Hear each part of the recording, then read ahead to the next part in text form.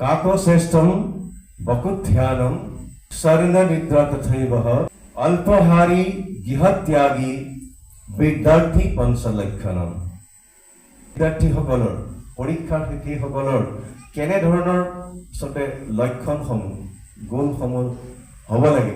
সৌৰকোটি সমপ্ৰভা নিৰ্বিঘ্নং কুৰু মে দেৱঃ সৰ্বকাৰ্যেষু সৰ্বদা। নমস্কাৰ।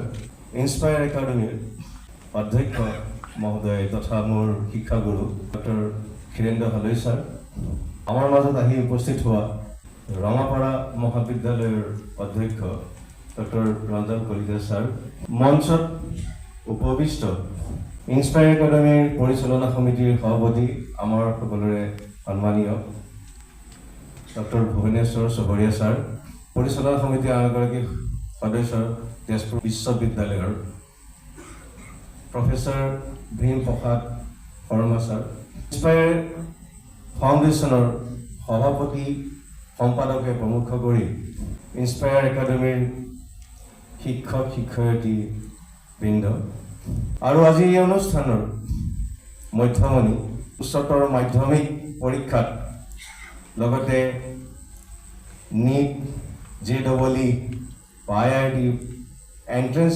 এক্সামিনেশ্যনত শিক্ষাৰ্থীৰে উত্তীৰ্ণ হোৱা ছাত্ৰ ছাত্ৰীসকল আৰু তেওঁলোকৰ অভিভাৱকসকল, আজি এটা বিশেষ দিন ইনস্পায়াৰ একাডেমীৰ বাবে। আৰু এই বিশেষ পবিত্ৰ দিনটি ইয়ালৈ আমন্ত্ৰণ কৰি সন্মান জনোৱাৰ লগতে দুআষাৰ বক্তব্য ৰাখিবলৈ সুবিধা দিয়াৰ বাবে ইনস্পায়াৰ একাডেমীৰ পৰিয়ালবৰ্গক মই ধন্যবাদ আৰু কৃতজ্ঞতা জ্ঞাপন কৰিছোঁ। ভুৱনেশ্বৰ চহৰীয়া ছাৰে খুব সুন্দৰকৈ চাৰিৰ কথা ক'লে, চিৰ কথা ক'লে, কিদৰে ছাত্ৰ ছাত্ৰীসকলে আগবাঢ়ি যাব তাৰ বিষয়ে ক'লে।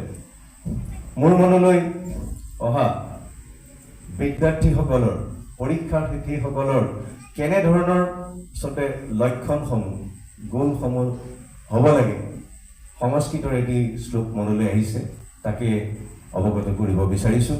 হয়তো তোমালোকে বা আপোনালোকে এই শ্লোকটোৰ বিষয়ে জানে। কাকশ্ৰেষ্ঠম বকুধ্যানম শৰণনিদ্ৰা তথৈব অল্পহাৰী গৃহত্যাগী বিদ্যাৰ্থী পঞ্চলক্ষণম। এই শ্লোকটোত কোৱা হৈছে কাকশ্ৰেষ্ঠম। কাক মানে কাউৰী। সকলোৱে চাগৈ সৰুতে সেই পিয়াহত উৰি ফুৰা কাউৰীটোৰ সাধুৰ বিষয়ে শুনিছে। এটা পিয়াহত থকা কাউৰী ঘূৰি ফুৰিছে পানী বিচাৰি, আৰু শেষত এটা মাটিৰ কলহত পানী বিচাৰি পালে। কিন্তু পানীখিনি কলহটোৰ ইমান তলত আছিল যে ঠোঁটেৰে সি সেই পানী খাব নোৱাৰে। সি বহু চেষ্টা কৰি পৰা নাছিল। পিছত কি হ'ল, ওচৰতে দেখিলে শিলগুটিৰ এটা দম আছে। এইটো সকলোৱে জানে। এটা এটাকৈ শিলগুটি তাত দি দি চেষ্টা কৰি কৰি পানীখিনি যেতিয়া ওপৰলৈ আহিলে তেতিয়া এই পানীখিনি খালে। তাকে বুজাইছে, কাউৰীয়ে যেনেকৈ চেষ্টা কৰে তোমালোকেও তেনেকৈ চেষ্টা কৰি থাকিব লাগিব। বিফল হ'লেও কেতিয়াও বিফল হ'ব পাৰা, সদায় যে সফল হ'বা তেনেকুৱা নহয়। তেনেধৰণে চেষ্টা কৰিব লাগিব।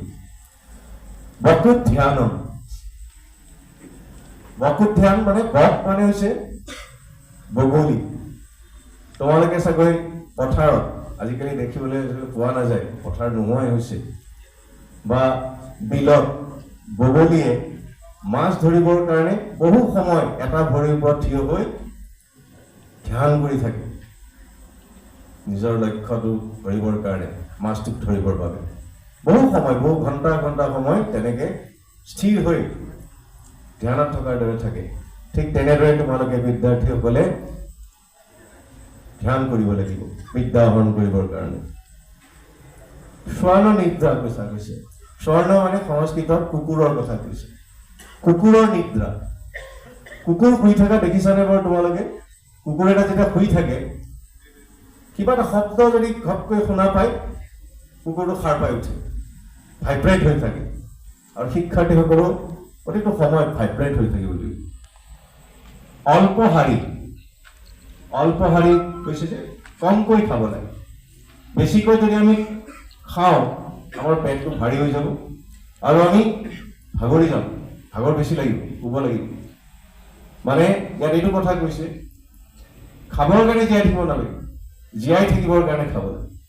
আৰু পৰাপক্ষত আমাৰ 3 ধৰণৰ খাদ্য থাকে: স্বাস্থিক আহাৰ, ৰাজসিক আহাৰ, তামসিক আহাৰ। আমি স্বাস্থিক আহাৰ ছাত্ৰ ছাত্ৰীক খাব লাগে, পাৰিলে নিৰামিষ আহাৰ খাব লাগে, যাতে তেওঁলোকৰ ধৈৰ্য বাঢ়ে, পঢ়া শুনা কৰিব পাৰে, তাত কোনো ধৰণৰ খেলি মেলি নহয়। গৃহত্যাগী, এই গৃহত্যাগী মানে আগতে কি হৈছিলে যে ছাত্ৰ ছাত্ৰীসকলে বিদ্যা আহৰণ কৰিবৰ কাৰণে বিদ্যাৰ্থীসকলে নিজৰ গৃহ ত্যাগ কৰিবলগীয়া হৈছিলে। ৰজা মহাৰজাৰ ল'ৰা হ'লেও তেওঁলোকৰ ৰাজসভা এৰি, ৰাজকোঠা এৰি বনলৈ যাব লাগিছিল, আশ্ৰমলৈ যাব লাগিছিল, গুৰুৰ গৃহলৈ গৈ শিক্ষা ল'বলগীয়া হৈছিলে, ত্যাগ কৰিব লাগিছিল। তেওঁলোকে আৰামৰ যি জীৱন সেইটো ত্যাগ কৰিব লগীয়া হৈছিল। আৰু বৰ্তমান সময়তো আমাৰ বিদ্যাৰ্থীসকলে যদি কাৰোবাৰ ঘৰত AC আছে বা ডানলবৰ বিচনা আছে, সেইবোৰ পৰাপক্ষত ত্যাগ কৰি বিদ্যা আহৰণ কৰিব লাগে। আমাৰ সময়ত আমি যেতিয়া বিশ্ববিদ্যালয়ত অধ্যয়ন কৰি আছিলোঁ, গুৱাহাটী বিশ্ববিদ্যালয়ৰ হোষ্টেলৰ যিবিলাক বেড আছিলে খুব সুন্দৰ আছিল। আমি তাত সেইকাৰণে কি কৰোঁ, মাৰ্বল ৰাখি থৈছিলোঁ, যাতে সাৰ পালে অলপ বাগৰ সলালেই যাতে এইবিলাকে বিন্ধে আৰু আমি সাৰ পাই পঢ়িব পাৰোঁ, টোপনি ভাঙি যায়। তাৰমানে কষ্ট কৰিব লাগিব, কষ্ট কৰিলেহে ৰত্ন পায়। চ' এই 5টা গুণ বিদ্যাৰ্থীসকলৰ থকা নিতান্ত প্ৰয়োজন। স্বামী বিবেকানন্দই কৈছিল, arise, awake, and do not stop until you reach the goal. উঠা, জাগা আৰু লক্ষ্য প্ৰাপ্তি নোহোৱালৈকে নৰবা।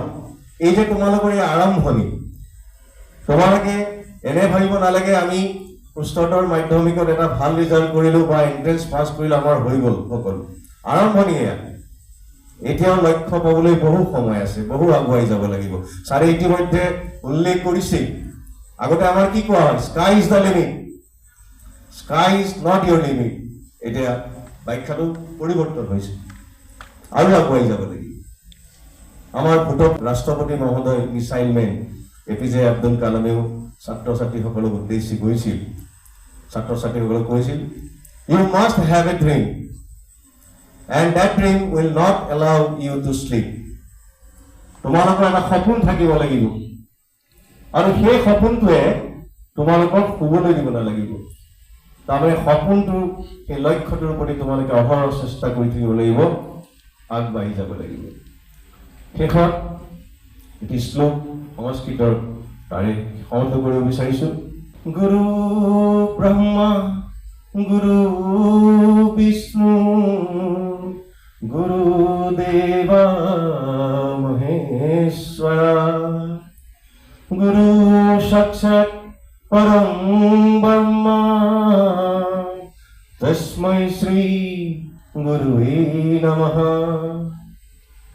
গুৰুৱে সকলো। ছাত্ৰ ছাত্ৰীসকলক এই কথাটো মই যেতিয়াই সুবিধা পাওঁ জনাওঁ যে পৃথিৱীত ভগৱানে পিতৃ মাতৃক ভগৱান স্বৰূপ হিচাপে দি পঠাইছে। মানুহে ভগৱানক দেখা নাপায়, কিন্তু পিতৃ মাতৃক দেখা পায় ভগৱান স্বৰূপ। আৰু ভগৱান এই স্বৰূপ পিতৃ মাতৃৰ সম আসন দিছে গুৰু। তোমালোকে এটা কথা সদায় মনত ৰাখিবা, তোমালোকৰ উন্নতিত অকল তোমালোকৰ পিতৃ মাতৃ আৰু গুৰুজনাই ঈৰ্ষা নকৰে, হিংসা নকৰে। বাকী কিন্তু সকলোৱেই কম বেছি পৰিমাণে হ'লেও ঈৰ্ষা কৰিব। তোমাৰ চিবলিঙেই হওক বা তোমাৰ বন্ধুৱেই হওক বা তোমাৰ লগৰ বংশৰ কোনোবাই হওক, তোমালোকৰ উন্নতি অলপ হ'লেও ঈৰ্ষা প্ৰকাশ কৰিব। কিন্তু তোমালোকৰ পিতৃ মাতৃয়ে সদায় তোমালোকক লৈ গৌৰৱ কৰিব। আৰু লগতে গুৰুজনাই, আমাৰ কোনোবা এজন ছাত্ৰই যিমান ওপৰলৈ নাযাওক, আমি কেতিয়াও ঈৰ্ষা নকৰোঁ। দ্ৰোণাচাৰ্যই 6ষ্ঠ ধনুধৰ কাক বনাইছিল? নিজৰ পুত্ৰক নহয়, অৰ্জুনক। তোমালোকে আগুৱাই যোৱা নাও স্কাই ইজ নট লিমিট বিশ্বৰ ব্ৰহ্মাণ্ডলৈকে আগবাঢ়ি যাব পাৰিবা এই কামনা কৰিলোঁ ধন্যবাদ